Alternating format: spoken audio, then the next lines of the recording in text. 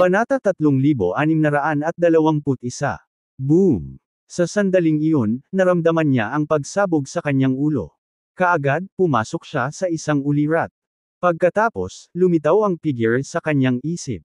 Dati, ang figure ay lilito lamang sa kanyang mga panaginip at hindi kailanman naging materyal. Ngayon, gayunpaman, ang figure ay tila nawala sa kanyang isip at nagpakita sa kanyang harapan. Unti-unting lumingon ang anino. Inipon ni Thea ang sarili at tinitigan ang materyal na anino. Sa lahat ng ito, gusto niyang makita ang hitsura ng anino. Gayunpaman, ang tanging nakikita niya ay ang likod na figure ng figure. Ngayon, sa ilalim ng kanyang mapagbantay na titig, ang anino ay dahan-daang lumingon at nagpakita ng isang mukha. Anong ginagawa mo, Thea? Isang boses ang umalingaw sa kanyang tenga. Ikaw ba talaga yan, James? Natigilan si Thea. Ilang epoch ang lumipas, at hindi niya maaninag ang anyo ng anino. Ngayon na kaya niya, si James na talaga. Nagsalita ang anino, nagsumikap ako sa paghahanap sa iyo sa panahong ito. Gayunpaman, ikaw ay muling nagkatawang tao. Saan naman kita susunod na hahanapin? Sabi ni Thea, James, hindi ko alam kung ano ang nangyari sa aming dalawa, pero wala akong choice kundi mag-reincarnate. Kahit saang edad ka man magmula, tiyak na ako ay muling magkakatawang tao sa iyong edad kung tayo ay tunay na nakatakdang magkasama. Magkita tayong muli sa hinaharap. Boom! Sa sandaling iyon, isang malakas na karma power ang nagkatawang tao at nabasag ang anino, na nawala sa paningin ni Thea. Samantala, nagsimulang matuno ang katawan ni Thea. Ang kanyang kaluluwa ay sinipsip sa itim na butas sa itaas ng kanyang ulo, at siya ay nawala ng walang bakas. Kahit na siya ay muling nagkatawang tao, isang fragment ng kanyang kaluluwa ang nanatili. Nakatayo sa harap ng Grand Patriarch ng mga kalahan, tinanong niya, ano ang nangyayari, Grand Patriarch? Naguguluhang tanong ni Thea, bakit may naiwan na fragment ng kaluluwa ko? Hindi ba magiging kumpleto ang aking kaluluwa pagkatapos ng reincarnation? Paano ko maaabot ang aking pinakamataas na anyo ng walang kumpletong kaluluwa? Nakasuot ng malungkot na ekspresyon, tinitigan ng Grand Patriarch ang kaluluwa. Pagkatapos ng ilang pagninilay-nilay, sinabi niya, marahil ay hindi mo pa nagagawa ang iyong tungkulin. Kapag natupad na ang iyong kapalaran, ang fragment ng iyong kaluluwa ay mawawala at babalik sa iyong reincarnated na katawan. Tadhana. Anong tadhana? Natarantes si Thea. Umiling ang Grand Patriarch at sumagot, hindi ko alam. Pero hinala ko na may kinalaman ito kay James. Dahil nanggaling siya sa future para hanapin ka, dapat magkakilala kayong dalawa in the future. Gayunpaman, hindi namin malalaman kung anong relasyon mo sa kanya. Ngayon, ang kailangan mo lang gawin ay maghintay ng matyaga. Pagdating ng panahon, natural na tutuperin ng iyong natitirang kaluluwa ang iyong kapalaran. Tumango si Thea at sinabing, Ma'am. Kung ganoon, maghihintay ako dito sa pagdating ng araw na iyon. Tumango ang Grand Patriarch. Walang ideya si James na ang orihinal na pagkatao ni Thea ay sumailalim sa reincarnation. Kung sa anong edad siya darating, walang nakakaalam ng tiyak. Hindi rin niya alam na may naiwan si Thea na isang fragment ng kanyang kaluluwa. Bilang isang taong nagmula sa hinaharap, tiyak na mauunawaan niya na ang tadhana ni Thea ay mag-transform sa isang fragment ng Ancestral God Rank Elixir para lutisin ang krisis ng sangkatauhan sa Apocalypse Age. Gayunpaman, wala si James upang saksihan ito. Wala siyang ideya na sumailalim si Thea sa reincarnation. Nangangahulugan ito na walang kabuluhan ang kagustuhan ni James na hanapin si Thea. Marahil ay napagtanto lamang niya ito kapag bumalik siya mula sa bagong universo. Dumating na sina James at Melinda sa Dragon Realm. Sa sandaling tumuntong sila sa lupain ng Dragon Realm, naramdaman ni James ang napakalaking aura ng Dragon Race. Ang isang buto sa loob ng kanyang katawan ay naging kakaibang aktibo at naging isang misteryosong kapangyarihan. Walang kamalay-malay na ipinatong ni James ang kanyang mga kamay sa kanyang dibdib. Anong mali? Naguguluhan si Melinda. Sabi ni James, isang dragon bone ang sumanib sa katawan ko nang nagkataon noong nakaraan. Ngayong nasa Dragon Realm na ako, ang Dragon Bone ay nagsisimula ng magpakita ng hindi pangkaraniwang mga reaksyon. Nakuha ni James ang Dragon Bone sa Apocalypse Age. Gayunpaman, ito ang Dragon Realm, at siya ay malayo sa Human Realm. Sa sandaling iyon, ang buto ng dragon ay tila bumalik sa sariling bayan. Kaya, hinala ni James na dito nagmula ang Dragon Bone. Ngunit bakit ito ay nasa Human Realm sa hinaharap? Ayos ka lang ba? Nag-aalala si Melinda. Bahagyang umiling si James at sinabing, ayos lang ako. Tara na. Nakatilize ni James ang kanyang lakas at pinigilan ang Dragon Bone na agad namang kumalma. Sa pamamagitan ng mga kalkulasyon ng Law of Heaven, alam niya na ang makapangyarihang figure ng Dragon Race na nakarating sa Omniscience Path ay naninirahan sa gitnang rehiyon ng Dragon Realm. Ang Dragon Realm ay isang makapangyarihang mundo, at ang Dragon Race ay isang makapangyarihang lahi na nang ibabaw pa sa 12th universe sa nakaraan. Ito ay isang panahon bago ang Lord of Nothingness ay naging isang macrocosm ancestral god at noong ang universo ay makatarungan lamang. Nilikha. Kahit na walang macrocosm ancestral god, ang lugar ay puno ng kailam ancestral gods. Ang 5 ancestral masters of heaven and earth, ang ancestral sword master, ang ancestral talisman master, at marami pang iba ay naging kilala sa panahong ito. Noon, ang ika-12 universo ay nasa kaguluhan, at ang mga makakapagpalaganap ng kanilang pangalan sa malalayong lugar ay tiyak na hindi dapat ipagwalang bahala. Nang malaman na ang pinakamalakas na figure ng Omniscience Path ay miyembro ng Dragon Race, ginamit ni James ang Heavenly Path para malaman ang tungkol sa Dragon Race. Nakakatakot ang primogenitor ng Dragon Race. Ayon sa mga bakas ng Heavenly Path, nalaman ni James na ang primogenitor ng Dragon Race ay kayang pantayan ang lakas ng Lord of Nothingness. Magkatulad ang kanilang mga ranggo ang tuktok ng Kailam Ancestral God rank. Gayunpaman, ang Lord of Nothingness ay may kalamangan sa primogenitor ng Dragon Race. Nang matalo siya, tumawid ang Lord of Nothingness sa Macrocosm Ancestral God rank. Samantala, ang Dragon's Race primogenitor ay namatay sa kanyang mga kamay. Mula sa araw na iyon, ang lahing dragon ay nanirahan ng hiwalay sa Dragon Realm at bihirang gumala sa labas. Naging sanhi ito upang makalimutan ng mundo ang pagkakaroon ng gayong makapangyarihang lahi. Nalaman din ni James na ang Dragon Bone sa loob ng kanyang katawan ay naiwan ng primogenitor ng Dragon Race. Bago namatay ang primogenitor, itinago niya ang lahat ng kakanyahan ng kanyang buhay sa isang buto. Napakalaki ng Dragon Realm, at halos lahat ng naninirahan dito ay miyembro ng Dragon Race. Gayunpaman, ang Dragon Race ay nahahati din sa iba't ibang katayuan. Mayroong mga dragon na may mababang katayuan, at sila ay mga may dugong marangal.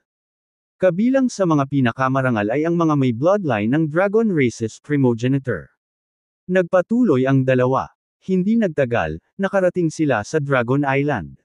Maraming malalaking dragon ang nagpapahinga sa hangin sa harap nila. Nakaupo sa isang lotus na posisyon, naglabas sila ng isang sinaunang aura. Sa kanilang pagdating, agad silang natuklasan ng mga dragon. Swoosh! Kaagad, isang gintong ilaw ang bumungad sa kanila. Ito ay isang gintong dragon na 1,000 metro ang haba at naglabas ng gininto ang liwanag. Pagkatapos ay nag-transform ang dragon bilang isang lalaki na nakasuot ng gintong balabal. Kahit medyo gwapo siya, may mga sungay siya ng dragon sa ulo. Nang humarap siya kay James, sinuri niya ito mula ulo hanggang paa. Isang tao. Tumingin si James sa lalaki at sinabing, "Ako si James Caden mula sa Mount Heavenly Path. Gusto kong magkaroon ng audience kasama si Laurentinus Lulan." Sinabi ni James ang layunin ng kanyang pagbisita.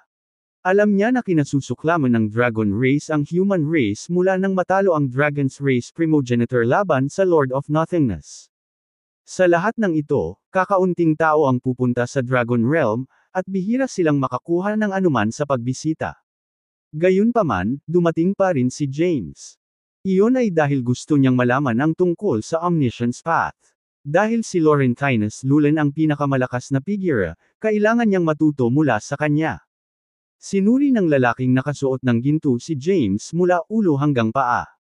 Nang maramdaman na siya ay isa lamang 9th Heaven Grand Emperor, nakangiti niyang sinabi, "Siyempre pwede." Gayunpaman, tiyak na alam mo kung ano ang dapat gawin ng isang tao bago mabigyan ng madla. Ma'am, tumango si James at sinabing, may masamang dugo sa pagitan ng mga tao at ng dragon race. Sa panahon ng prehistoric na panahon, ang Lord of Nothingness ay nakipaglaban sa primogenitor ng dragon race, na natalo sa labanan.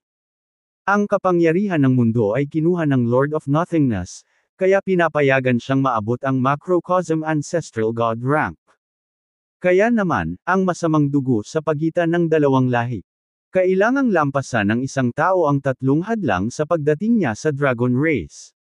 Una, kailangan niyang dumaan sa mga kidlat na kapigatian. Dalawa, ang kanyang katawan ay kaagnasan ng lason ng dragon. Tatlo, kailangan niyang tumawid sa Gelong Sea of the Dragon Race. Ang lalaking nakasuot ng ginintoang damit ay tumingin kay James at malamig na sinabi, "Bata, galing ka sa Mount Heavenly Path, at hindi namin nais na kalabanan ang iyong sekta. Umalis ka na at magpapanggap tayo na hindi tayo nagkaroon ng ganitong pag-uusap." Nagsalita si James na seryoso ang mukha, "Sinabi ko sa iyo na nandito ako para hanapin si Laurentinus Lulan. May death wish ka ba? Sa tingin mo ba malalampasan mo ang tatlong balakid ng Dragon Race?" Sinaway ng lalaki si James. Bilang young master ng Dragon Race, mayroon siyang mataas na status sa Dragon Race. Kahit na ang lahing dragon ay naninirahan sa pag-iisa sa Dragon Realm, narinig nila ang tungkol sa Mount Heavenly Path. Kahit sino pang ordinaryong tao ay lilipulin lamang.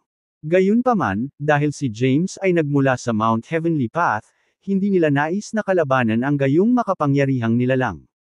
Pagkatapos ng lahat, ang mga kahihinatnan ay magiging mapaminsala para sa kanila. Swoosh! Sa sandaling iyon, may ilang ilaw na lumitaw, at ilang matatandang lalaki ang nagpakita kay James. Mga matatanda sa sekta. Magalang na binati sila ng lalaking nakasuot ng ginto. Itinuon ng mga matatandang lalaki ang kanilang tingin kay James nang maramdaman nila ang aura ng ancestral dragon sa kanya. James Caden. Isa sa mga matatandang lalaki ay tumingin kay James at tinitigan siya mula ulo hanggang paa bago nagtanong, "Ikaw ba ang kasumpa-sumpa na si James Caden na itinuturing na isa sa mga pinaka-nakakatakot na kababalaghan sa edad na ito?" Noong ginamit ni James ang kapangyarihan ng Dragon Bone dati, nakita ng malalakas na figure ng Dragon Race ang kanyang presensya. Kaya naman, pinagtuunan siya ng pansin ng mga ito. Kaya naman, agad nilang nakilala si James nang makita siya. At the same time, na-curious sila. Bakit hawak ni James ang Dragon Bone ng Ancestral Dragon sa kanya? Ang buto ng dragon ay naitago ng ligtas sa loob ng banal na lugar ng Dragon Race. May dalawang magkaparehong buto ng dragon sa mundong ito. "James, anong negosyo mo sa amin?" Sinagot sila ni James ng totoo, "Narinig ko na isang Laurentinus Lulan ang nakaintindi sa Omniscience Path. Dahil interesado rin ako sa Omniscience Path, pumunta ako rito para humingi ng patnubay sa kanya." Paliwanag ni James. Ang sect elders ay nahulog sa malalim na pag-iisip. Pagkatapos ng ilang pagninilay-nilay, sinabi ng isa sa kanila, "Maghintay ka rito habang nag-iisip tayo ng mga bagay-bagay." Tumalikod na sila para umalis. Si James naman ay nanatili sa labas ng Dragon Island. Sa pangunahing bulwagan ng isang palasyo sa Dragon Island. Isang nasa katanghaliang gulang na lalaki ang nakaupo sa trono. Siya ay mga 40 taong gulang at nakasuot ng gintong balabal. Sa ibaba niya ay ang sect elders. Patriarch, nasa katawan ni James ang aura ng ancestral dragon. Ito ay medyo kakaiba. Dapat nating hayaan siyang manatili sa Dragon Island habang iniimbestigahan natin ang bagay na ito. Ito ay hindi nararapat. Si James ay mula sa Mount Heavenly Path. Sa hindi mabilang na taon, matagal nang ninanais ng Mount Heavenly Path na sakupin ang Dragon Island at masakop tayo. I don't think James came in peace.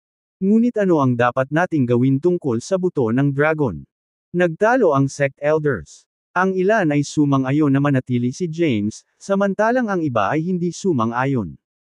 Ang patriarch ay nakaupo sa trono at nagmuni-muni.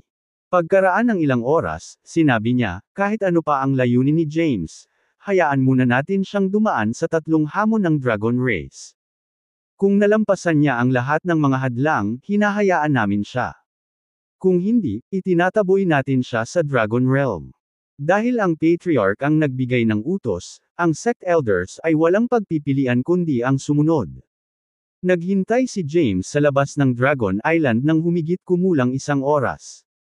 Makalipas ang 1 oras, lumitaw ang sect elders, at sinabi ng isa sa kanila, James, ayon sa mga patakaran ng Dragon Race, kailangan mo munang lampasan ang 3 hamon. Ma'am, tumango si James. Nagbabala ang elder ng sekta, mas mabuting mag-isip ka ng 2 beses. Sa ranggo mo, hindi mo malalampasan ang 3 hamon. Kapag napahamak ka dito, wala kaming pananagutan sa pagkamatay mo. Sabi ni James, nagdesisyon na ako. Kung mamamatay ako dito, hindi isasama ng Mount Heavenly Path ang Dragon Race. Alam ni James ang tungkol sa 3 hamon ng Dragon Race. Ito ay isang hanay ng mga hamon na ginawa para sa mga ancestral gods. Sa normal na mga kalagayan, tanging ang mga ancestral gods lang ang makakalampas sa kanila. Iyon ay dahil napagpasyahan na ng Dragon Race na payagan ang mga ancestral gods na dumaan at itinatag lamang ang hanay ng mga panuntunang ito upang maiwasang mapahiya. Tulad ng para sa mga tao na nasa ilalim ng ancestral god rank, ang Dragon Race ay hindi mapakali sa kanila. Ang sect elder ay nagsabi, ang unang hamon ay ang mga kidlat na kapigatian. Magkakaroon ng kabuuang 9 na kidlat na kapigatian. Kung malalampasan mo silang lahat, papayagan kang magpatuloy sa pangalawang hamon. Halika. Walang takot si James. Sa ganitong paraan, pakiusap. Sumenyas ang sect elder. Pagkatapos, dumating sila sa isang abandonadong isla na puno ng bakas ng mga tama ng kidlat. Ang lugar na ito ay ang lugar ng hamon. Mula noong unang panahon, ang mga ancestral god na dumating sa Dragon Realm ay makakatanggap ng mga kidlat na kapigatian dito. Habang nakatayo si Melinda sa di kalayuan at pinagmamasdan si James sa abandonadong isla, nag-aalala siya para sa kanya. Sa sandaling iyon, nakatayo si James sa abandonadong isla. Nawala ng maitim na ulap ang kalangitan, at isang itim na dragon ang tumatawid sa mga ulap. Ito ay isang dragon na nakabisado ang lightning power at nilinang ang lightning tribulation path. Mag-isip ka ng 2 beses, James. Hindi pa huli ang lahat para bumalik. Kapag bumaba na ang kidlat na kapigatian, huli na ang lahat, isang boses ang nagmula sa langit. Inangat ni James ang ulo niya at tumingin sa langit. Nararamdaman niya ang nakakatakot na aura sa mga ulap. Kung gagamitin lamang niya ang kanyang pisikal na lakas upang matanggap ang mga kidlat na kapigatian, hindi niya magagawang labanan ang mga ito. Gayunpaman, kung tatawagan niya ang kanyang kapangyarihan, tiwala siyang kaya niyang labanan ang mga ito. Tahimik niyang pinaganya ang kapangyarihan ng lahat ng landas niya, na umikot sa buong katawan niya. Pagpasok nila sa kanyang pisikal na katawan, tumaas ang kanyang aura. Halika! Lumakas ang boses ni James. Pagkatapos, ang itim na kidlat ay bumaba mula sa langit at tumama kay James. Hindi na lumaban si James at hinayaan na lang siyang tamaan ng kidlat. Boom! Habang tinatamaan siya ng malakas na lightning power, sumabog ang paligid. Nagsimulang lumitaw ang mga bitek sa kawalan at kumalat na parang mga sapot ng gagamba. Isang malalim na butas ang lumitaw sa ilalim ni James. Si James, gayunpaman, ay hindi nasaktan. Sa paggamit ng lahat ng kanyang kapangyarihan, ang kanyang lakas ay katumbas na ngayon ng isang ancestral god.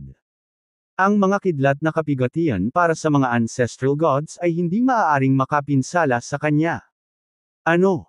Ang makapangyarihang mga figure ng lahing dragon ay natigilan. Paano siya naging malakas? Nasa 9th Heaven Grand Emperor rank lang siya.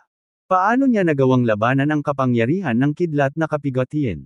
Maraming beses siyang lumakas kumpara sa kanyang pakikipaglaban sa numero 1 ranggo sa martial ranking.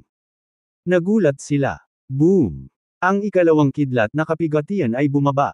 Pagkatapos, ang ikatlo at ang ika-4. Ang mga kidlat na kapigatian ay bumaba mula sa langit at tinamaan si James, na ginamit ang kapangyarihan ng lahat ng kanyang mga landas upang labanan ang mga ito.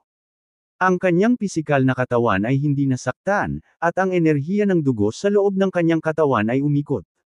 Naglaho ang mga ulap sa kalangitan, at umalis ang itim na dragon.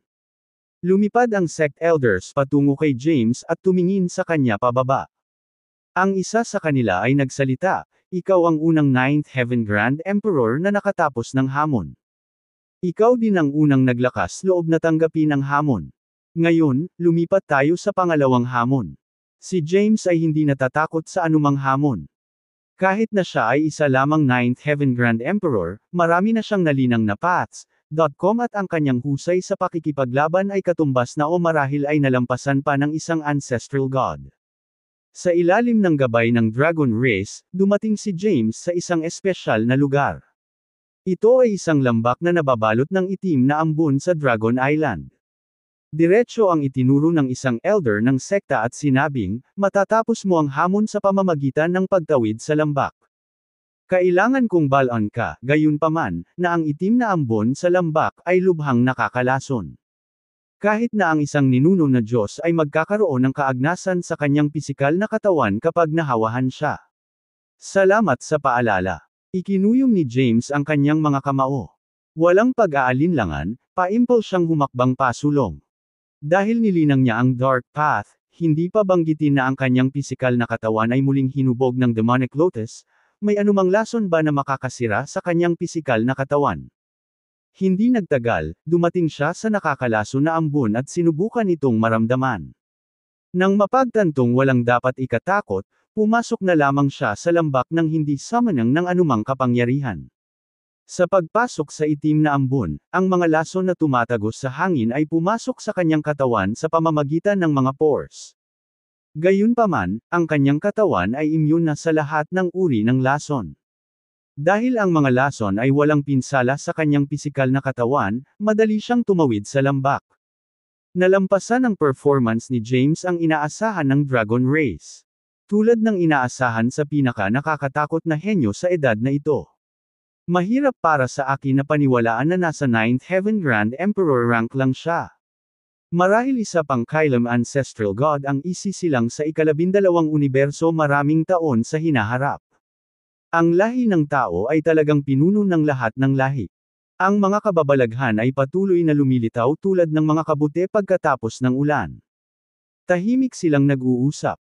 Matapos tumawid si James sa lambak, lumitaw ang mga sect elders. Ang huling hamon ay ang pagdaan sa dagat ng Geelong. Kapag nalampasan mo na ang Geelong Sea, makapasok ka na sa Dragon Island.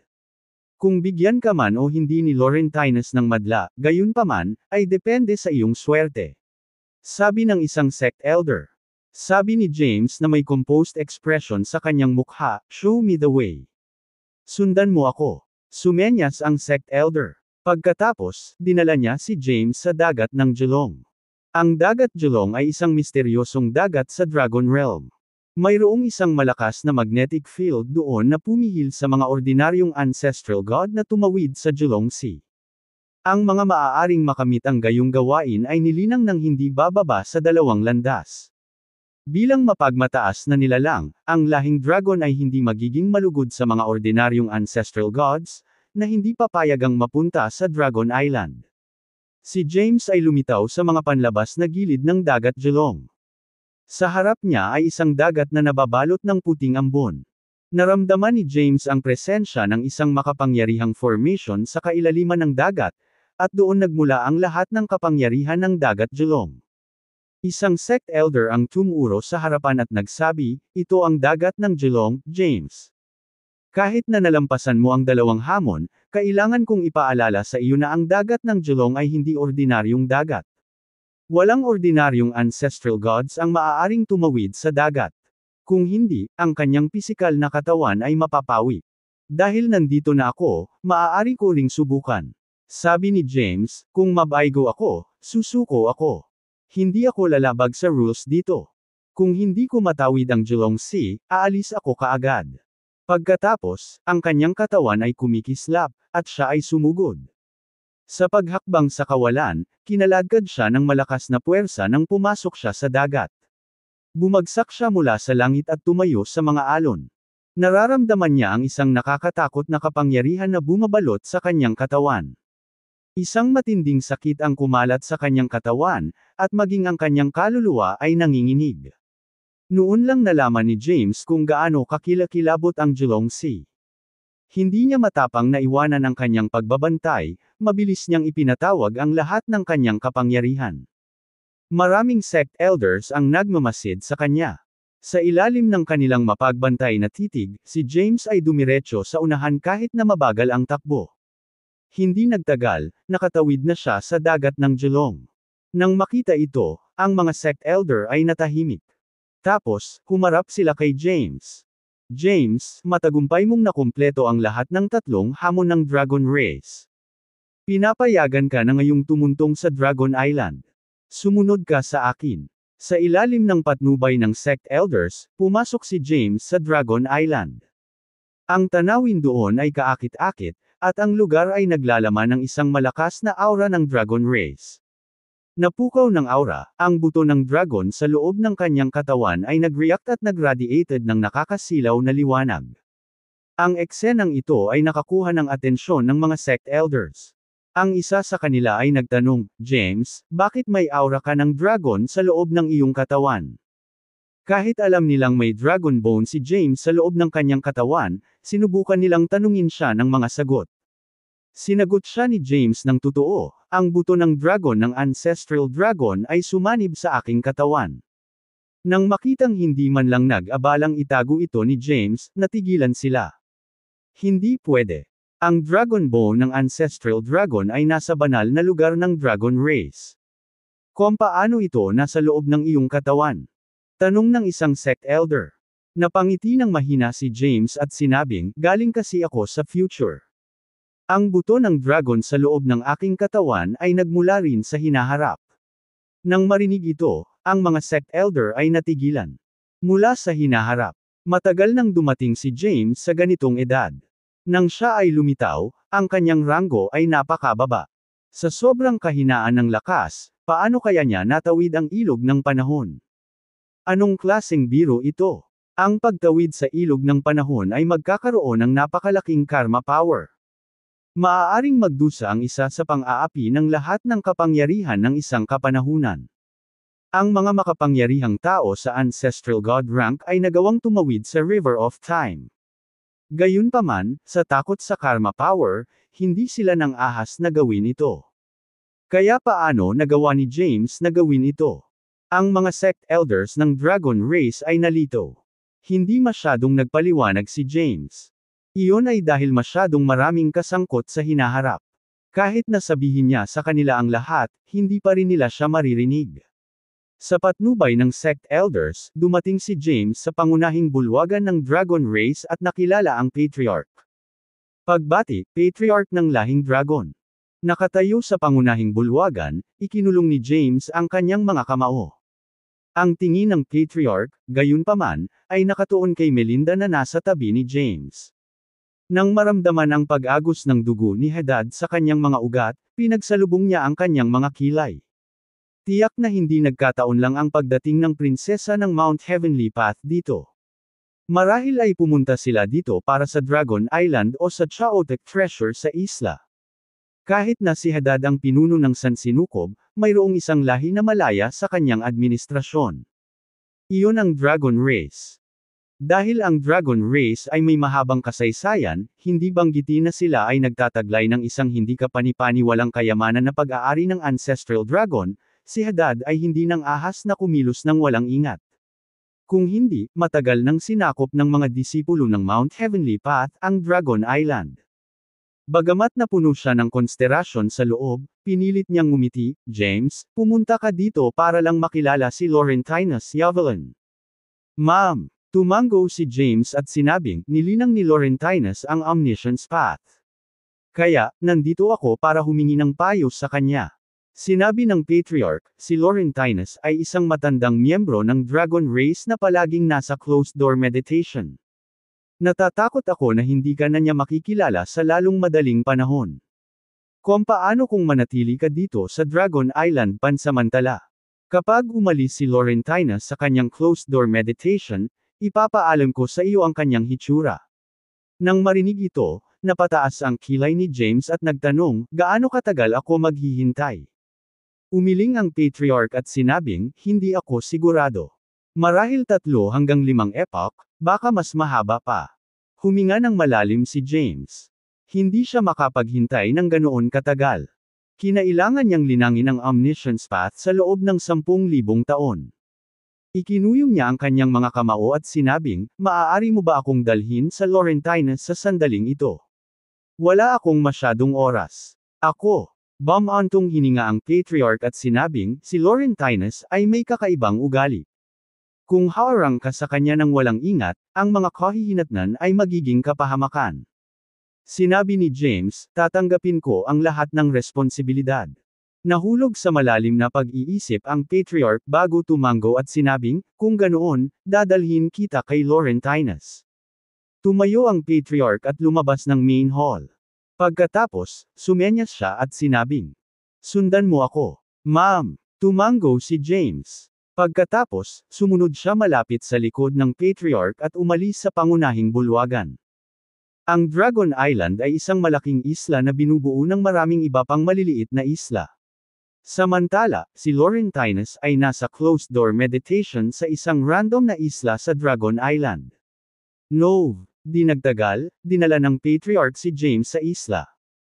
Ang isla ay katamtaman sa laki, at mayroong isang espiritual na bundok sa isla, na nababalot ng manipis na puting ambon. Habang papalapit si James sa lugar, naramdaman niya ang napakalaking primordial energy. Alam niya kaagad na maraming linya ng ley sa ilalim ng isla.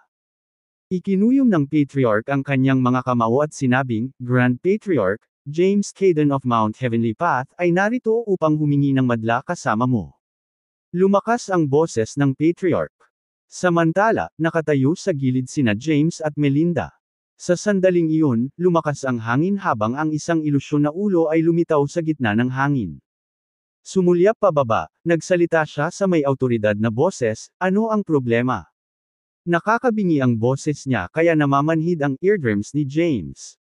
Nakakatakot na lakas. Natigilan si James. Gaya ng inaasahan sa isang makapangyarihang figure sa tuktok ng Terra Ancestral God rank. Si Laurentines ay ganap na nangingibabaw. Isang ilusyon na ulo ang lumitaw sa langit at sumulyap pababa. Nakakabingi ang boses niya na maging ang lupa ay nayanig. Inayos ni James ang kanyang sarili at ikinulong ang kanyang kamao, sinabing, ako si James Caden. Nabalitaan ko na nilinang mo ang omniscience path. Kaya, narito ako upang humingi ng iyong payo. Paliwanag niya sa sarili niya.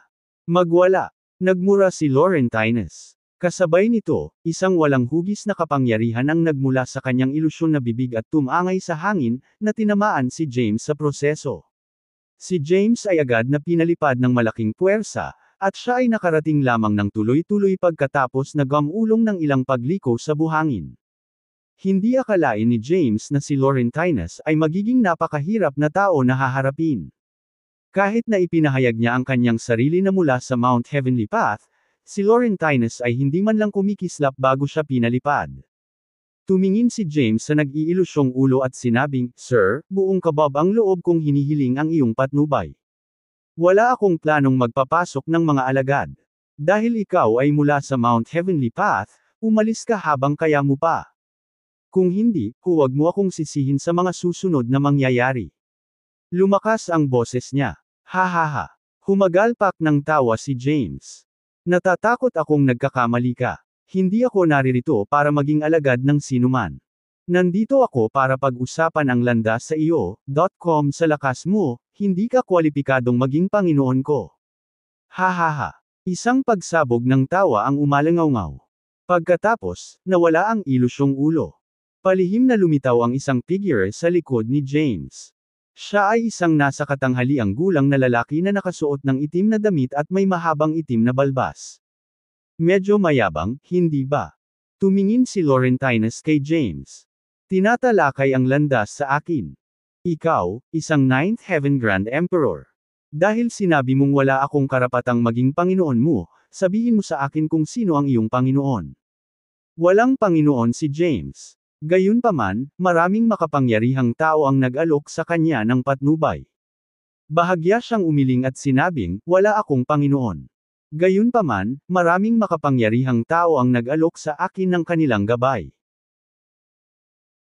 Itinuro sa akin ng Ancestral Sword Master ang Sword Path, ang Ancestral Talisman Master ay nagturo sa akin ng Curse Magic, ang 5 Ancestral Masters of Heaven and Earth ay nipino ang aking pisikal na katawan gamit ang 5 Elements of Genesis, si Radimir Theophanes ng Mount Heavenly Path ang nagturo sa akin kung paano kontrolin ang Heavenly Path, at si Thea Callahan ang mahal ko.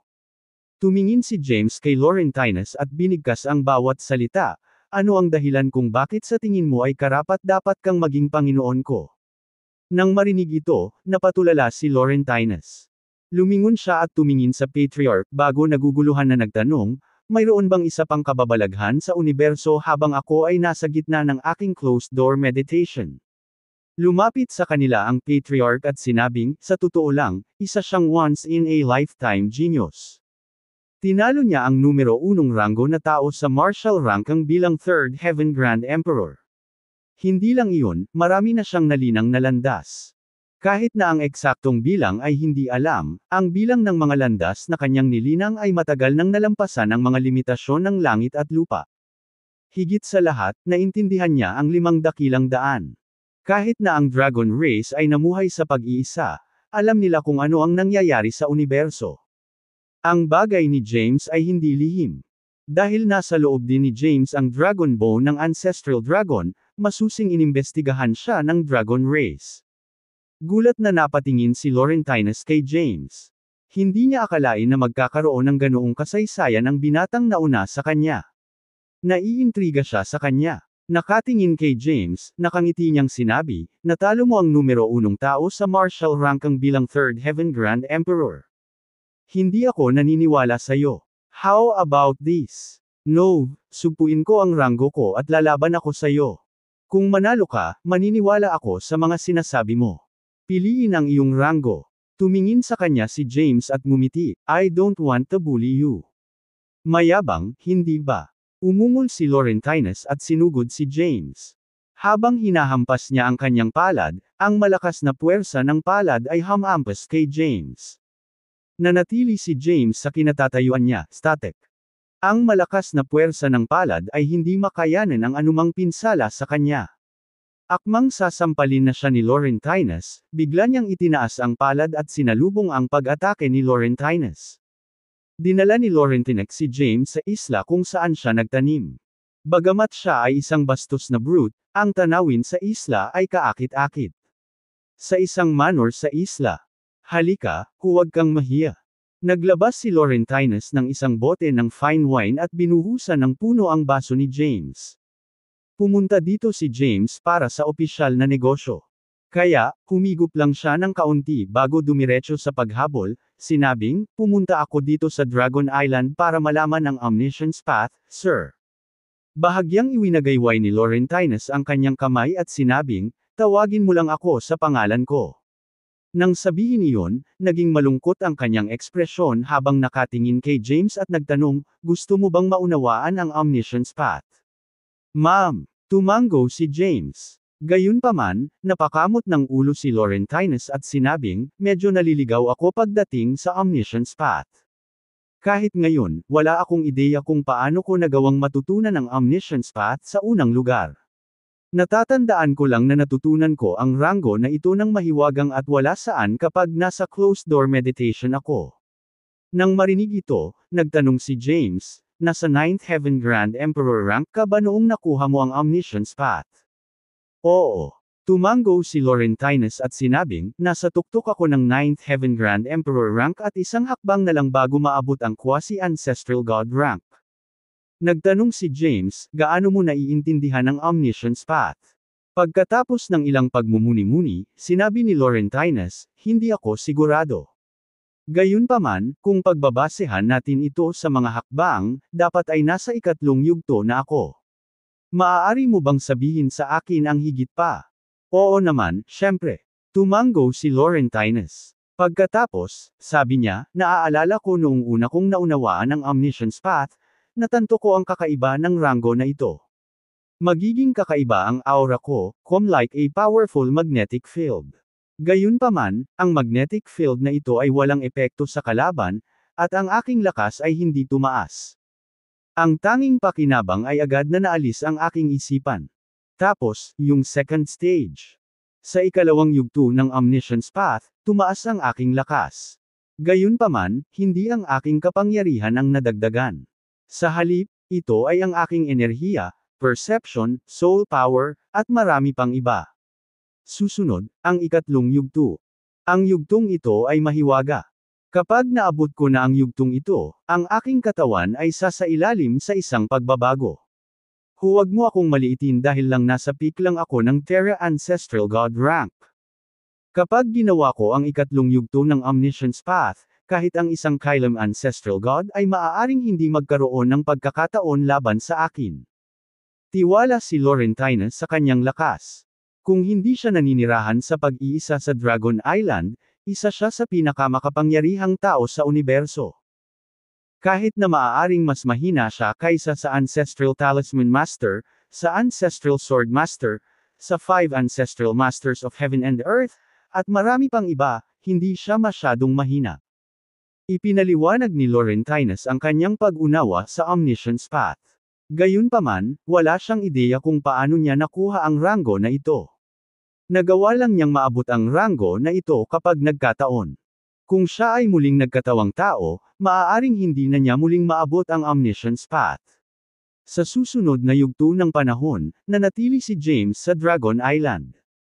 Araw-araw, tinatalakay niya ang landas kasama si Laurentine.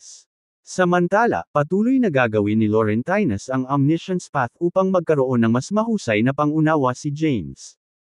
Nanatili doon si James ng 300 taon. Kahit na lumipas na ang 300 taon, wala pa rin siyang ideya tungkol sa Omniscience Path.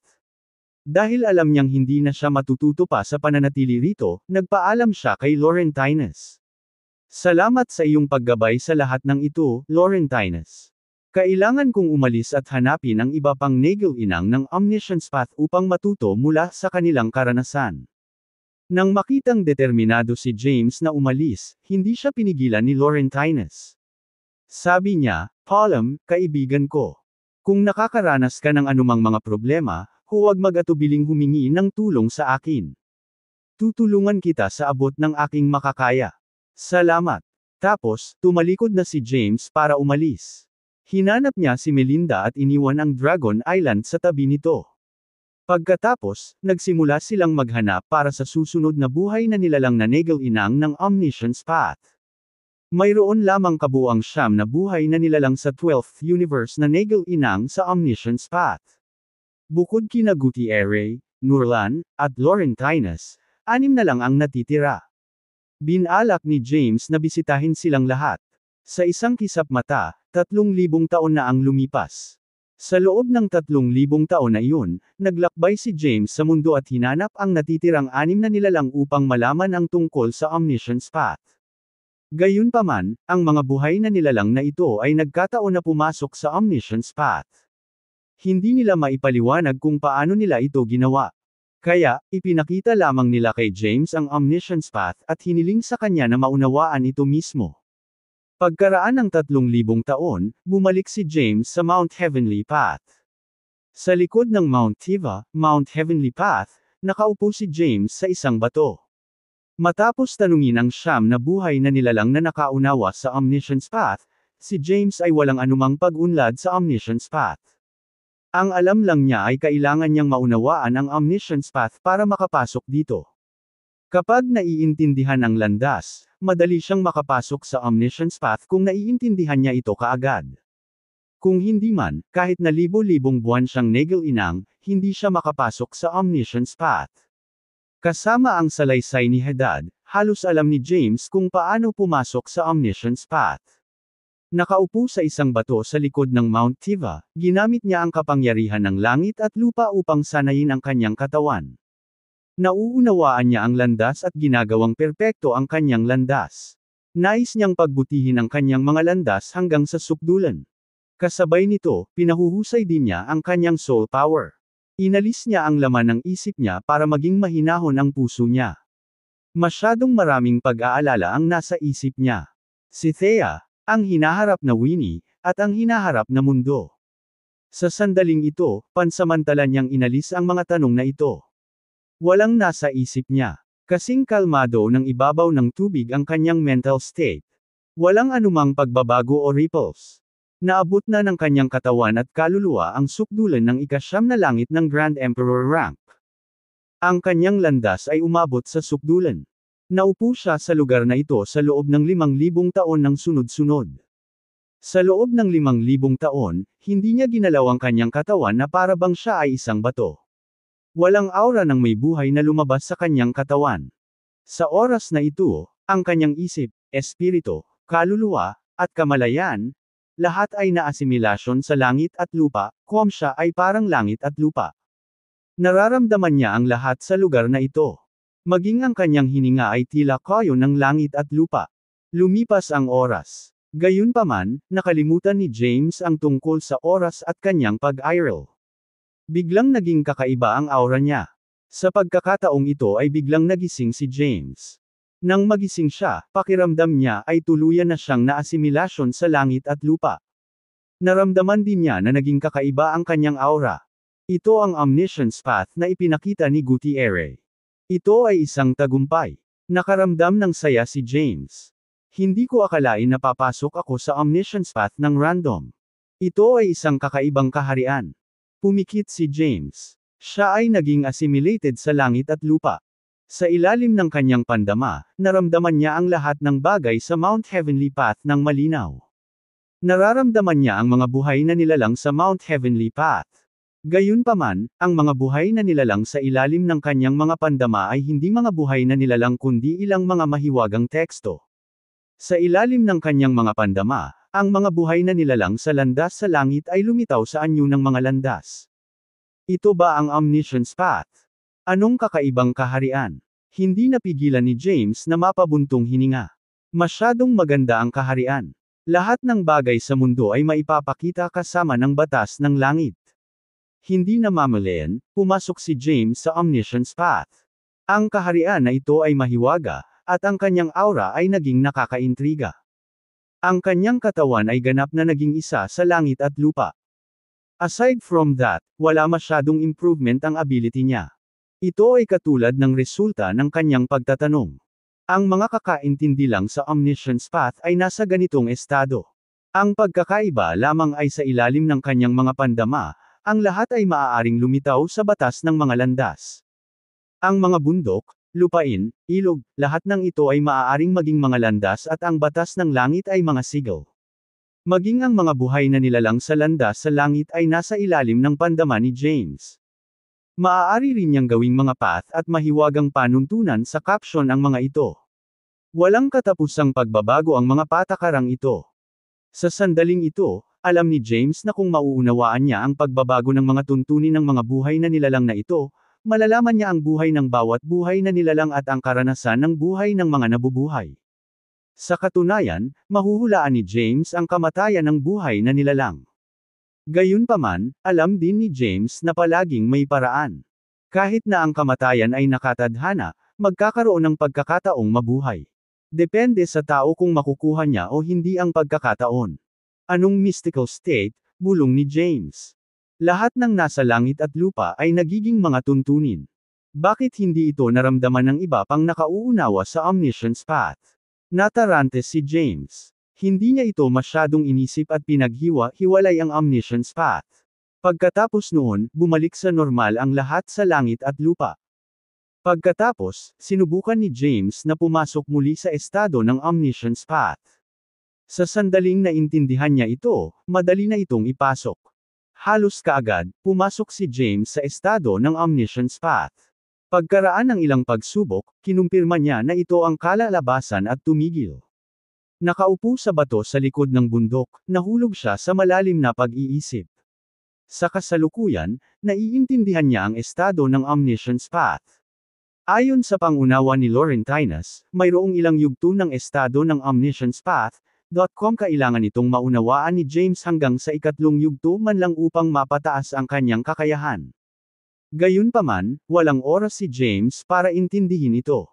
Ito ay dahil naramdaman niyang halos 10,000 taon na ang nakalipas. Kung walang nangyaring kakaiba, pupunta siya sa isang bagong universo. Itinigil ang kanyang cultivation, tumayo siya at gumalaw-galaw, mamulong, Ang kasalukuyang ranggo ng cultivation ko ay ang 9th heaven ng Grand Emperor rank. Iniisip ko kung gaano kalaki ang pagkakaiba ng aking cultivation rank kung ikukumpara sa mga powerhouse ng bagong universe na pupuntahan ko. Sa ika-12 universo, si James ay hindi matatalo sa ika-9 na langit ng Grand Emperor rank. Sa buong ika-12 universo, walang makakatalo sa kanya sa cultivation rank na ito. Sa katunayan, maaari niyang patayin ang ilang ancestral god sa isang iglap. Gayunpaman, hindi niya alam ang kakayahan ng mga powerhouse ng ibang universo. Dahan-dahan siyang bumaba sa bundok Tiva. Pumunta siya sa espiritual na bundok kung saan nililinang ni Winnie. Nang makita ni Winnie si James, ngumiti siya ng gusto at nagtanong, "Tito James, ano ang dinadala mo rito?" Nasa Mount Heavenly Path sila kung saan maraming powerhouse. Kaya naman, nag-ingat siyang huwag tawagin si James bilang kanyang ama. Ngumiti si James at tumugon, "Aalis na ako, kaya narito ako para magpaalam." "Aalis ka?" Natigilan si Winnie. Nalilito, tinanong niya, "Saan?" Si Winnie ay hindi isang Kylem ancestral god, at ang kanyang kasalukuyang cultivation rank ay mababa. Wala siyang ideya tungkol sa pagsilang ng isang bagong universo. Bukod dito, tungkol sa pagsilang ng bagong universo, ito ay lihim pa rin sa ika-12 universo. Hindi ito tumagas, kaya hindi alam ni Winnie ang tungkol dito. Dahil kaharap ni James ang kanyang anak, hindi niya ito itinago. Isang bagong universo ang isinilang sa chaos. Sa paglitaw ng isang bagong universo, magkakaroon ng isang bagong paglikha at pagkakataon. Ang 12 universo ay magpapadala ng mga buhay na nilalang sa ibaba ng ancestral god rank sa bagong universo upang mangagaw ng kayamanan. Ipapadala ako ni Hadad sa bagong universo. Matamang nakikinig si Winnie. Bilang isang anak, hindi niya makontrol ang kanyang ama. Na may seryosong ekspresyon, nagtanong siya, "Mababa sa ancestral god rank. Ano ang iyong kasalukuyang cultivation rank?" Sumagot si James, "Hindi mataas ang cultivation ko. Ito ay nasa 9th heaven lang ng Grand Emperor rank. Hindi pa ako nakakapasok sa quasi-ancestral god rank." "Hindi ba ibig sabihin nun ay mamamatay ka na?" Mahigpit na sinabi ni Winnie, "Kung ang mga powerhouse ng lahat ng 12 universo ay magkakasama, tiyak na nakakatakot ito. Dahil ang iyong kasalukuyang cultivation rank ay medyo mababa, mas mabuting hindi na pumunta." Kinaweyan ni James ang kanyang kamay at sinabing, "Alam ko ang aking limitasyon." Habang nagsasalita siya, inis kanya at pinakiramdaman ang paligid. Nang mas siguradong walang nakatutok sa lugar na ito, mamulong siya, "Dumating ako sa panahong ito para hanapin ang iyong ina, at natagpuan ko na siya. Gayunpaman, magtatagal bago makuha ang pagkilala ng iyong ina.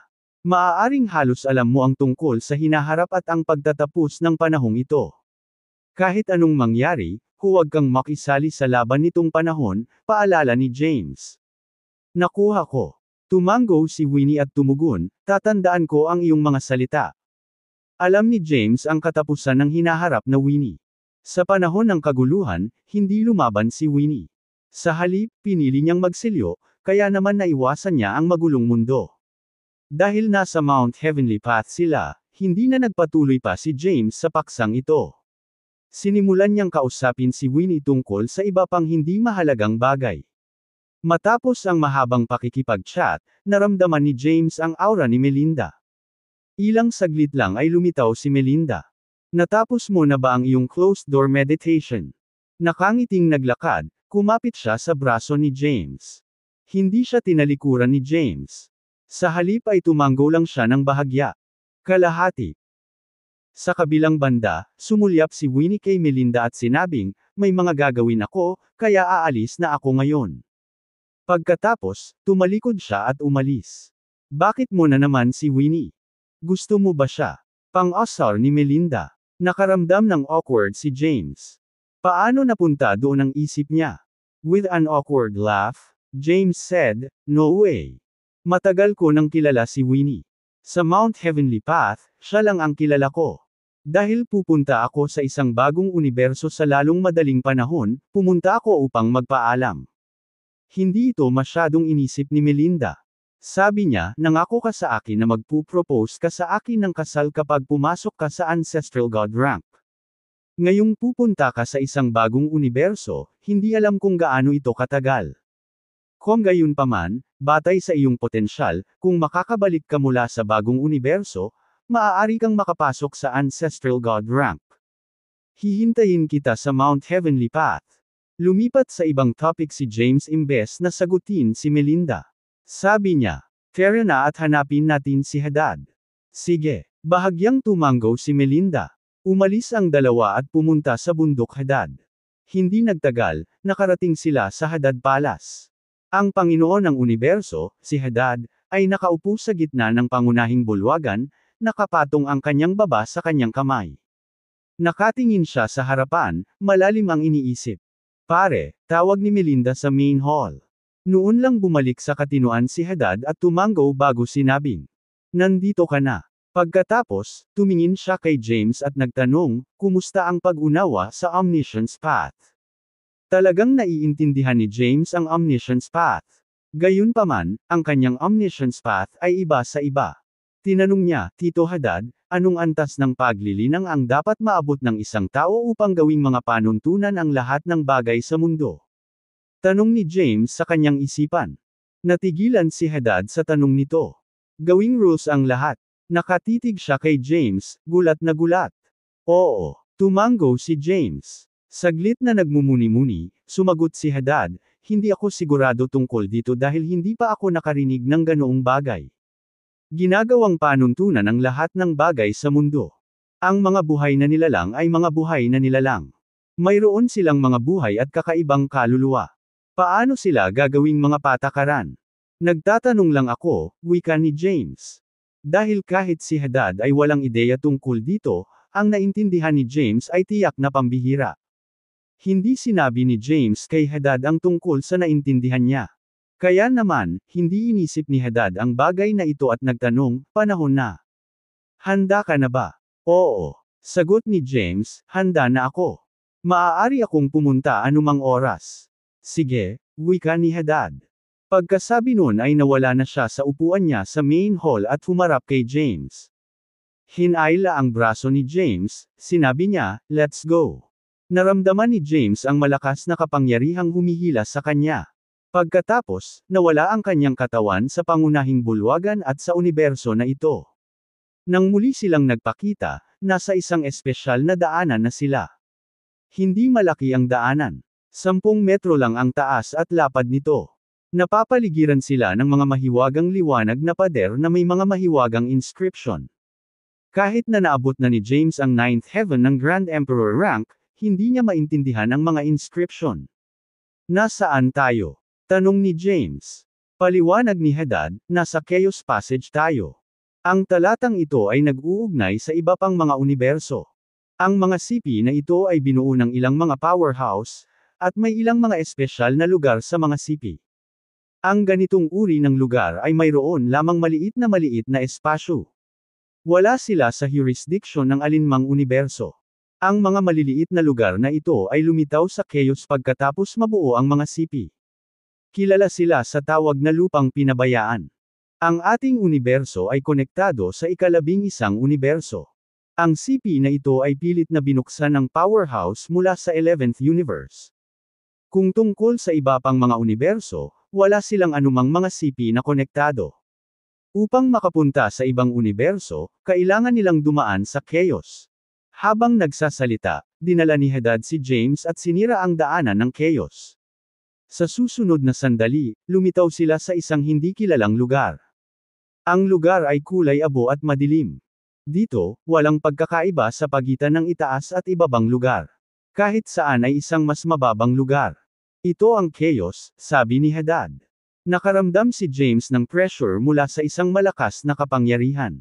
Ang kapangyarihan ay marahas. Sa kakayahan niya ngayon, hindi niya ito kayang tiisin.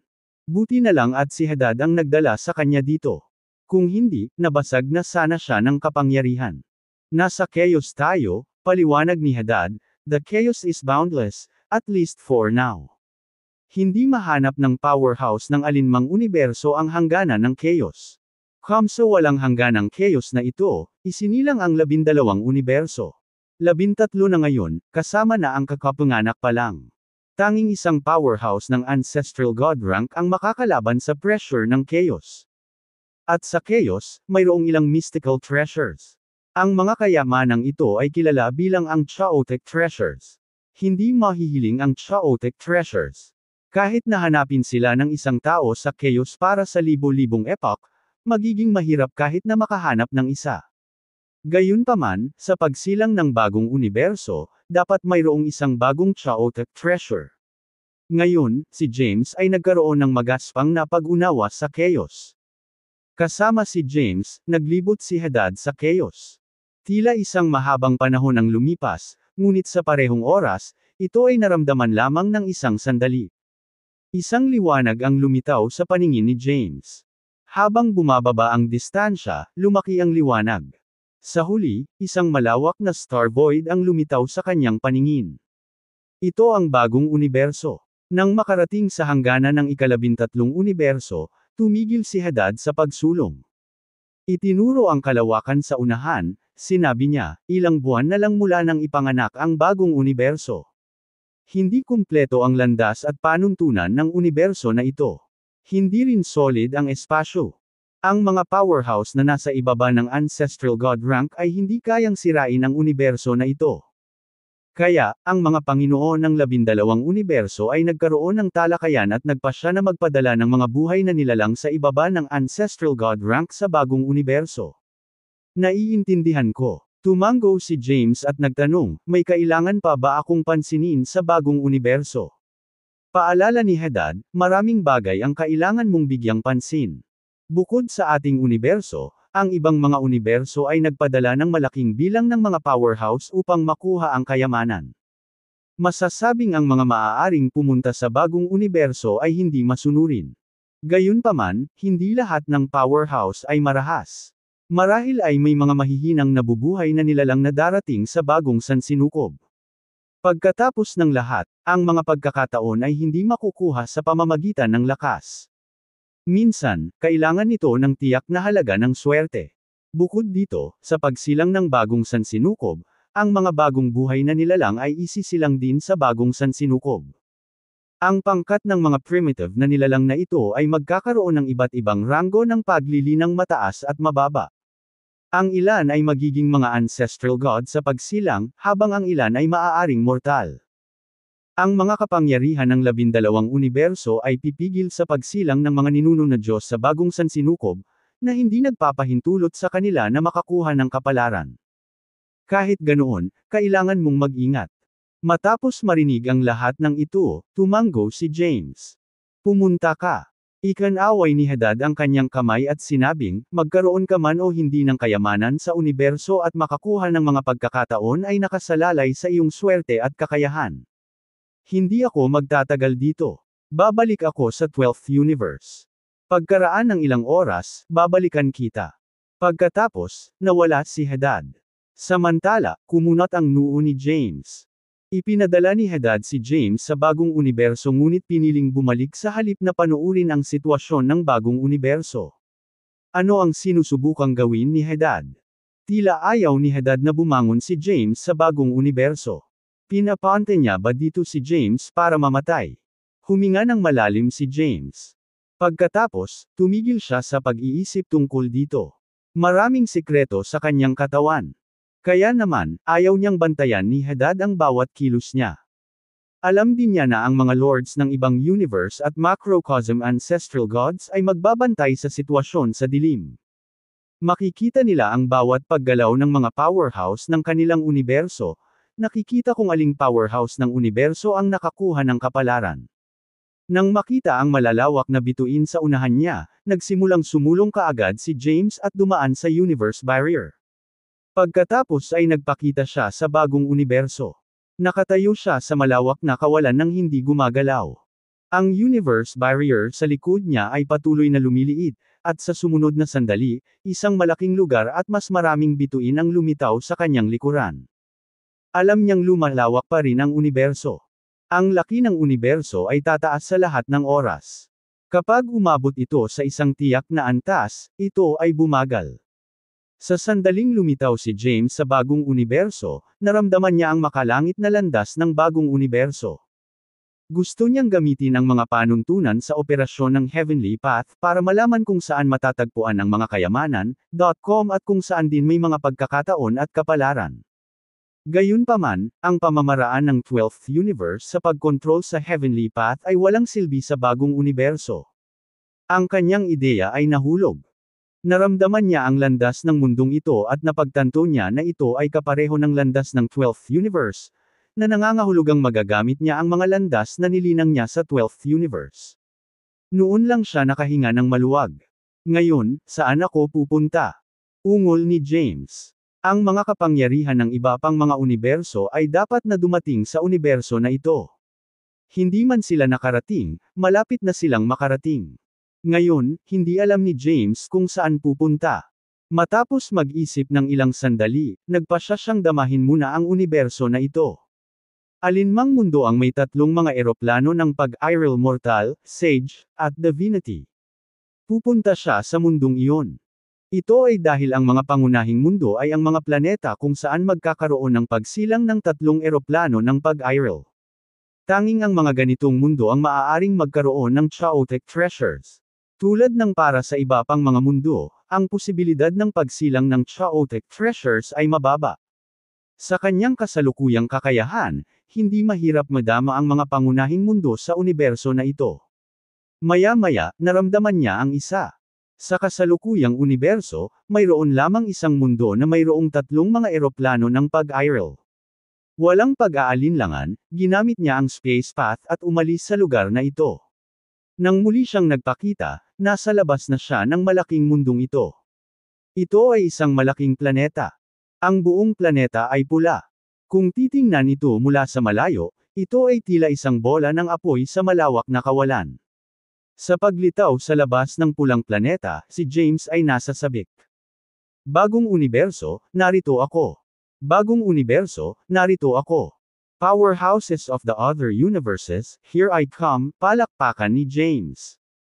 Pagkatapos, pumasok siya sa bagong mundo.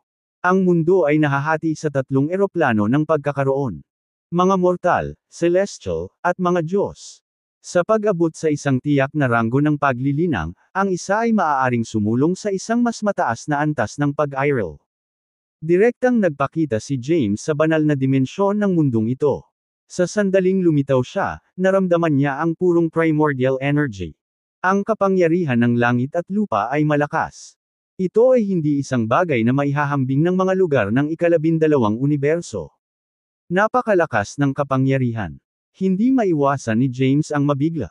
Masyadong malakas ang enerhiya ng langit at lupa sa lugar na ito.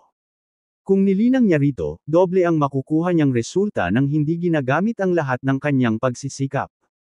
Pagkatapos, naramdaman niya ang landas sa langit at lupa. Ang landas sa langit at lupa ay kumpleto na. Ramdam na ramdam niya ang iba't ibang path seals. Ang bagong mundo ay isang mahusay na lugar upang maunawaan ang paths. Ang pag-unawa sa mga landas dito ay mas madali kaysa sa 12th Universe. Gayunpaman, naunawaan na ni James ang mga landas hanggang sa sukdulan. Ngayon, hindi na niya kailangan pang unawain ang mga landas at makuha ang enerhiya ng langit at lupa. Kailangan niyang pagbutihin ang kanyang mental state. Kapag ang kanyang mental state ay maaaring sundin ang kapangyarihan ng kanyang paths, ito ay mapabuti. Kung papasok lang siya sa Ancestral God Realm ay maaari niyang ipagpatuloy ang pag-unawa sa paths at pagsipsip ng enerhiya ng langit at lupa. Pinagmasdan ni James ang paligid.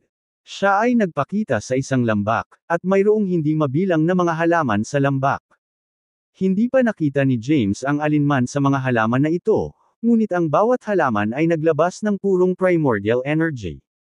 Bukod dito, ang ilang mga halaman ay may mga bulaklak at prutas. Ang mga bunga ng mga bulaklak na ito ay naglalaman ng isang mahiwagang kapangyarihan at nagniningning. Kung ang mga halaman sa lugar na ito ay nasa Apocalypse Age of the 12th Universe, maraming powerhouse ang lalaban para sa kanila. Gayunpaman, ang mga halaman ay walang silbi kay James ngayon. Dumating siya sa bagong universo upang hanapin ang chaotic treasures. Kapag ipinanganak ang isang bagong universo, ang bilang ng chaotic treasures na lumitaw ay mabibilang sa 2 kamay. Dahil napakaraming powerhouses mula sa 12 universo, para makuha ang mga kayamanan, kailangan ng kumuha ang ilang pagkakataon, swerte, at kakayahan. Sa kasalukuyan, ang tanging nais ni James ay ilang tunay na banal na halamang gamot ng langit at lupa. Hindi pinansin ni James ang mga halaman sa paligid at umalis sa lambak na ito. Maligayang pagdating, lahat. Sa oras na ito, isang tinig ang tumunog mula sa langit ng mundong ito. Ako ang Panginoon ng unang universo. Maaari mo akong tawaging makapangyarihang Panginoon. Isang boses ang umalangaw mula sa langit. Pag-angat ng ulo, gustong malaman ni James kung saang bahagi ng langit nanggagaling ang tunog. Gayunpaman, ang tunog ay walang tiyak na lokasyon. Kaya naman, hindi niya moari kung saan nanggaling ang tunog. Hindi rin niya alam kung nasaan ang taong iyon. Magtatakda ako ng ilang mga patakaran, patuloy ng boses. Saang universo ka man nagmula, napunta ka sa universo na ito para sa mga pagkakataon, kapalaran, at chaotic treasures. Maaaring napunta ka sa universo na ito upang makuha ang swerte ng universo na ito at makapasok sa macrocosm ancestral god rank. Una, ang mga powerhouse na mas mataas sa ancestral god rank ay ipinagbabawal na sumali sa labanan at makakuha ng kayamanan sa pamamagitan ng pagtatago sa bagong universo sa likod ng nakababatang henerasyon. Kung natuklasan, ikaw ay magiging pampublikong kaaway ng lahat ng 12 universo. Hindi ka mapapatawad. Pangalawa, ang lahat ng sama ng loob sa bagong universo ay hindi maaaring magpahiwatig ng katumbas na universo.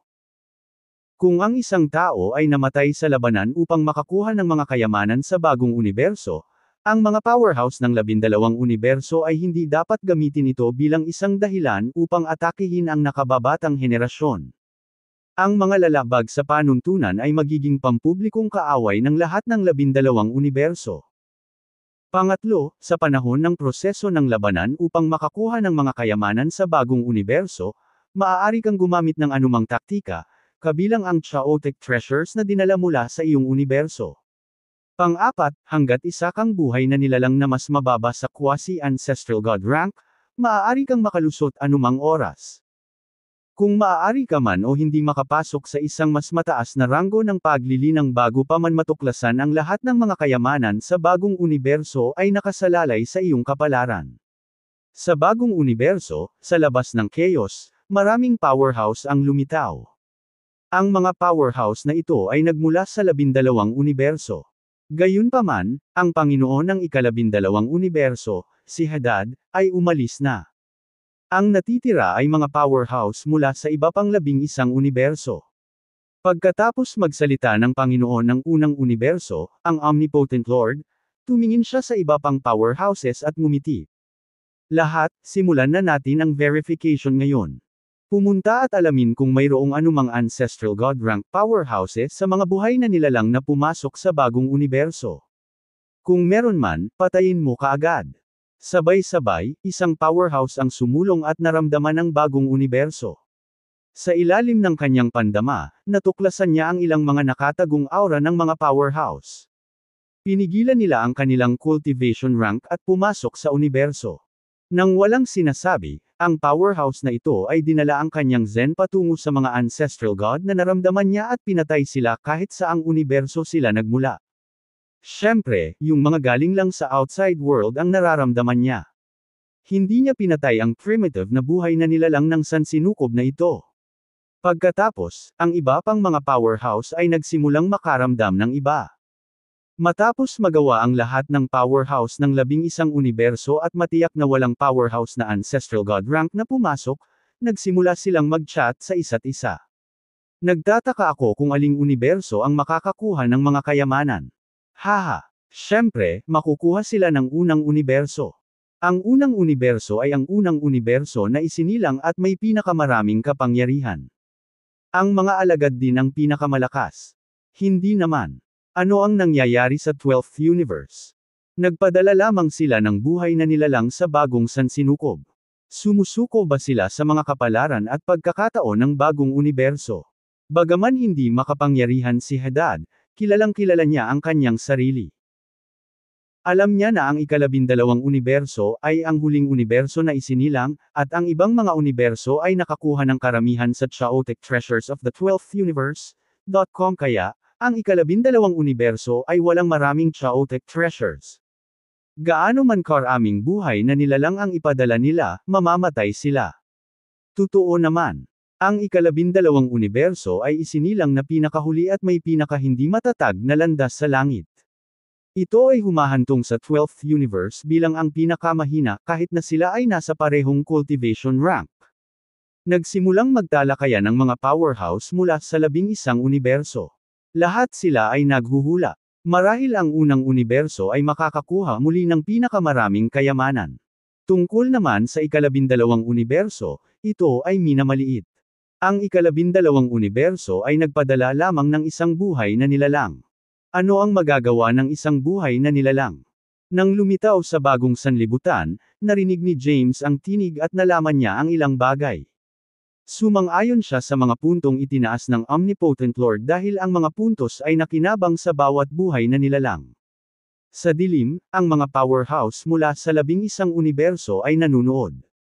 Kaya, hindi nag-alala si James na ang mga powerhouse mula sa iba pang mga universo ay maglalaro. Kung makukuha man o hindi ni James ang kapalaran ay nakasalalay sa kanyang lakas at swerte. Sa sandaling ito, bumangon ang malaking pagmamalaki sa kanyang puso. Siya ay nagel-inang ng higit sa 10 path at path seals. Ang 5 great paths, karma path, at dark path ay sobrang espesyal. Naniniwala siya na maaari siyang bumangon sa bagong universo at maging isang kababalaghan ng ikalabindalawang universo. Pag-alis sa bagong universo, tiyak na makapasok siya sa Ancestral God rank. Sa kanyang paths, kapag nakapasok na siya sa Ancestral God rank, magiging invincible na siya.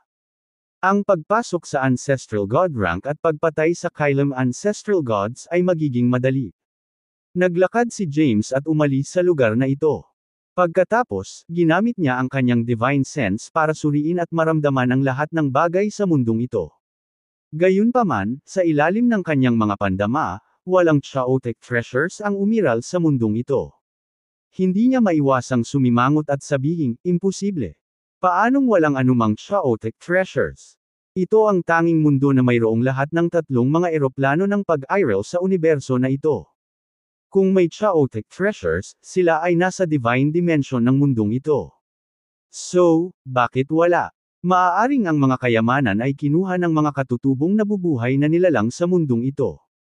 Nalilito, mabilis na umalis si James sa lugar na ito at nagmamadaling pumunta sa mataong lugar. Ang mundong ito ay kilala bilang Fire Realm. Hindi ito tinawag na Fire Realm dahil ang planeta ay isang bowl ang apoy. Sa halip, ito ay dahil sa ang planeta ay nagninangas na pula kung titingnan mula sa labas. Kaya, pagkakaroon ng pangalang Fire Realm. Sa ngayon, ang Fire Realm ay ang tanging mundo na may tatlong eroplano ng pag-iral sa ikalabintatlong universo. Naturally, nakaakit ito ng maraming powerhouses mula sa 11 universo. Ang Martial World ay saan mang lugar naruroon ng mga tao. Sa Martial World, magkakaroon ng mga away. Ang mga universo ay hindi gaanong nakikipag-ugnayan sa isa't isa. Iilan lamang sa mga powerhouse sa Kylem Ancestral God rank ang may kakayahang dumaan sa chaos at pumasok sa ibang mga universo. Gayunpaman, ang mga buhay na nilalang ng bawat universo ay nasa iba't ibang universo. Ngayon na ang lahat ng mga powerhouse ng 12 universo ay nagtipon sa isang planeta, syempre, magkakaroon ng mga labanan. Sa Fire Realm, hindi lumitaw ang chaotic treasures. Marahil ito ay lumitaw, ngunit walang makakahanap nito. Sa espiritual na bundok sa Fire Realm, mayroong hindi mabilang na primordial pulses, at ang buong lugar ay naglabas ng purong primordial energy.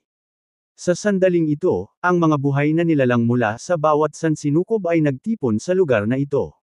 Sa isang sulyap, napakaraming tao. Sa tuktok ng bundok, mahigit 10,000 tao ang nagtipon. Haha! Isang malakas na tawa ang narinig.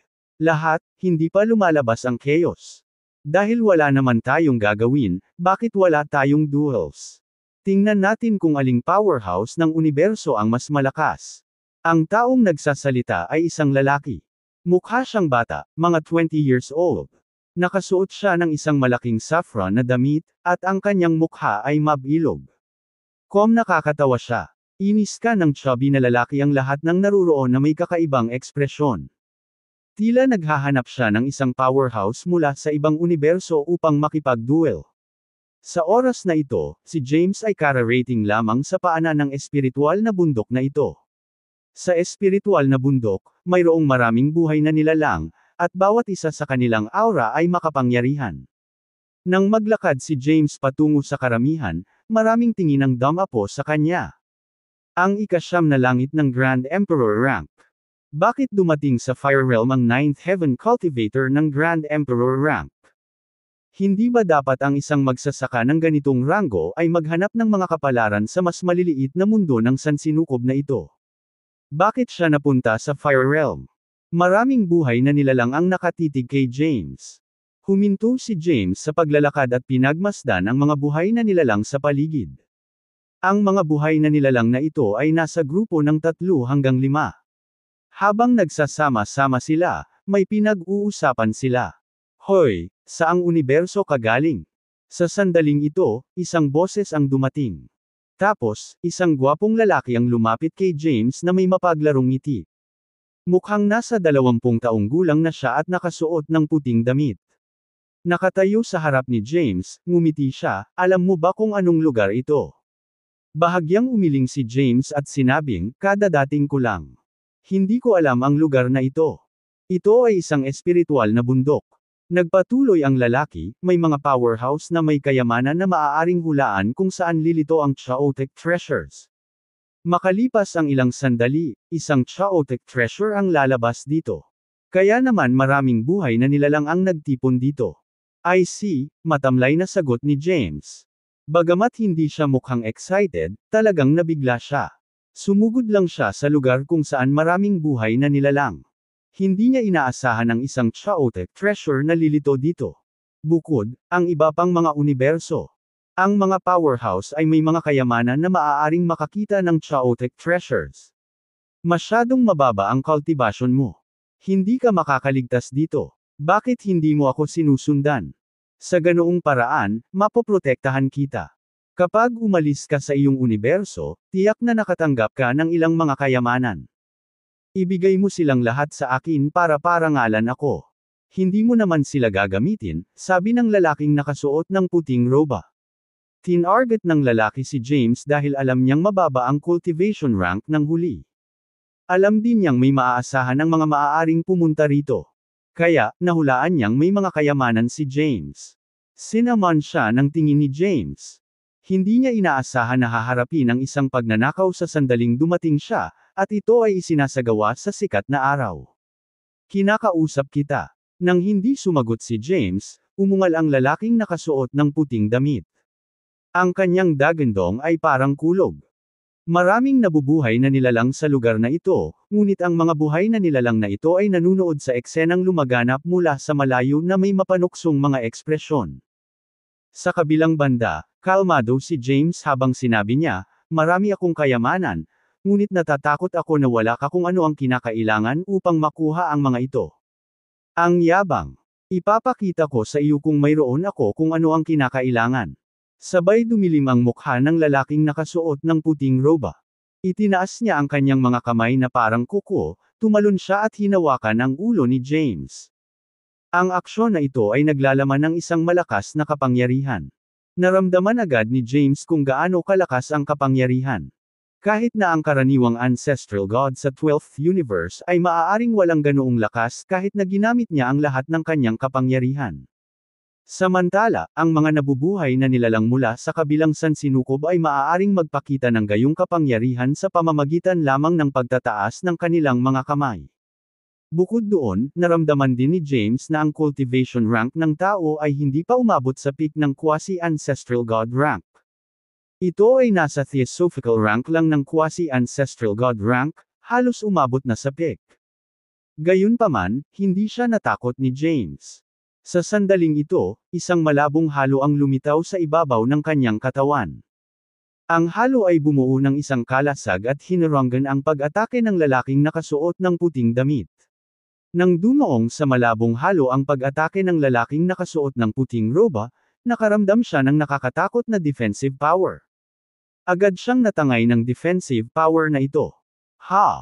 Napaatras ng 100 metro ang lalaking nakasuot ng puting damit bago pinatatag ang sarili. Natigilan siya. Medyo malakas ka. Minamaliit kita, marahas niyang wika. Pagkatapos, isang nakakatakot na aura ang lumabas sa kanyang katawan.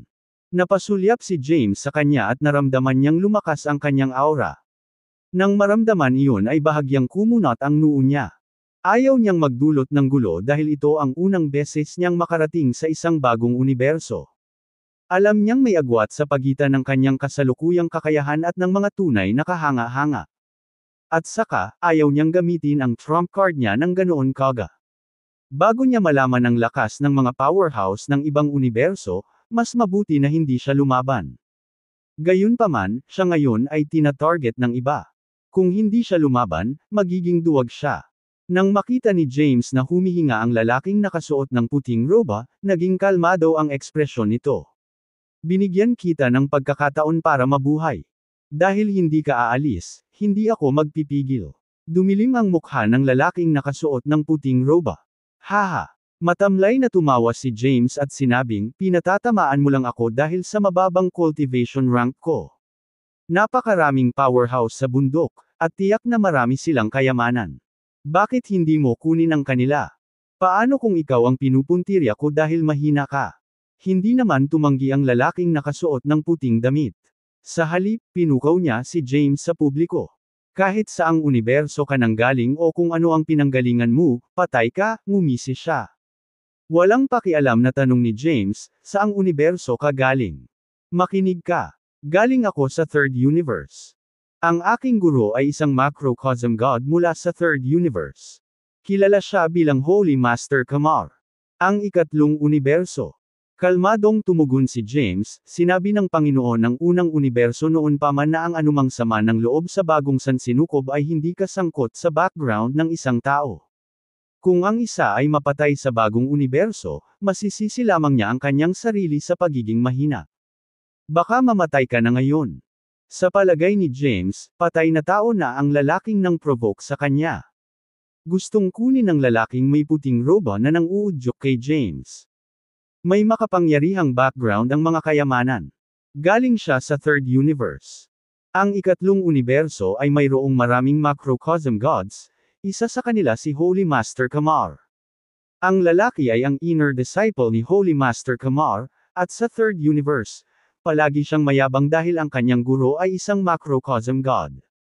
Ang kanyang pangalan ay Pierre Barker.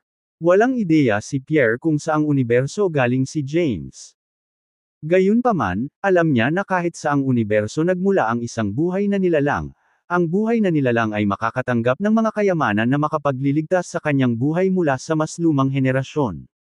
Nang mapansin ni Pierre na mababa ang cultivation rank ni James, nagpasya siyang pukawin si James. Hindi niya inaasahan na malakas si James.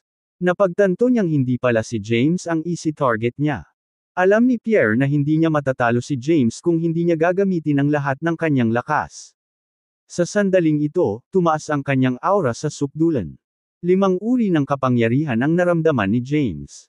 Sa 12th universe, kung mauunawaan ng isang tao ang 5 path, ang isa ay itinuturing na isang super prodigy. Ang gayong kababalaghan ay nais ng lahat.